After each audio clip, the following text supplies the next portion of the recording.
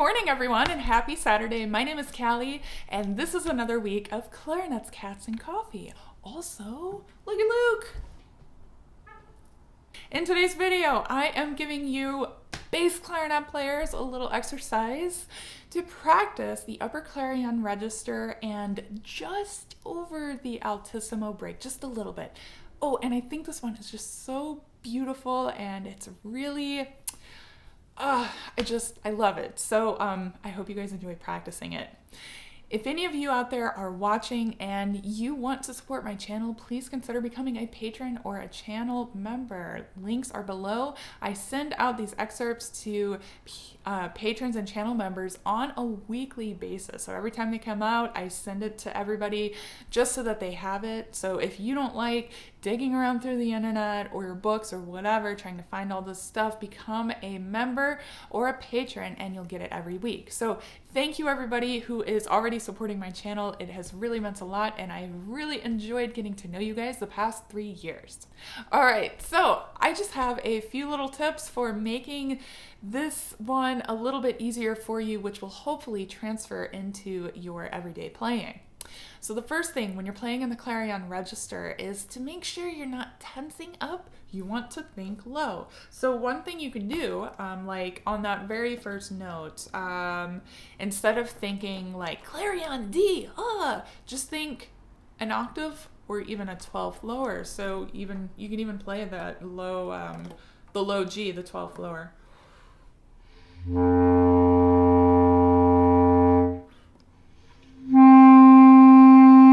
And try to transfer what you do with your air and your embouchure and voicing to the upper register while thinking low. It'll keep you relaxed too.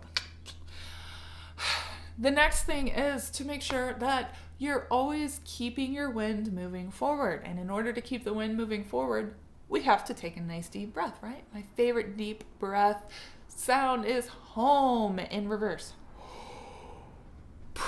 Oh man, I just feel everything open up and totally relax. So, nice big deep breath in, whooshed air, always moving forward, coming out. Now some of you are probably like, why are you using weird fingerings up in the upper register, the Clarion register?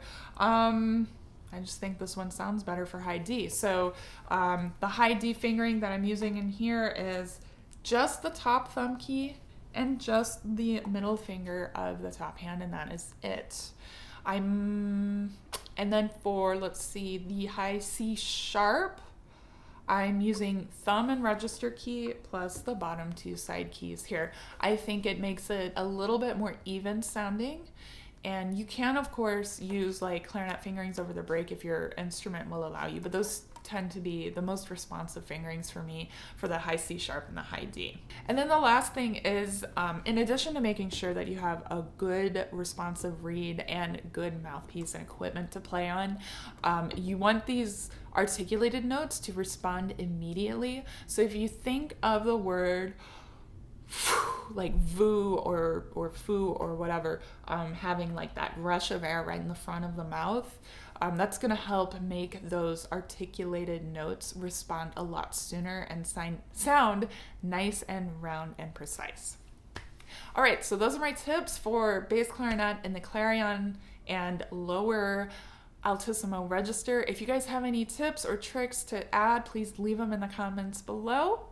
In the meantime, I hope you guys have a good weekend, a good week next week, and as always, happy practicing.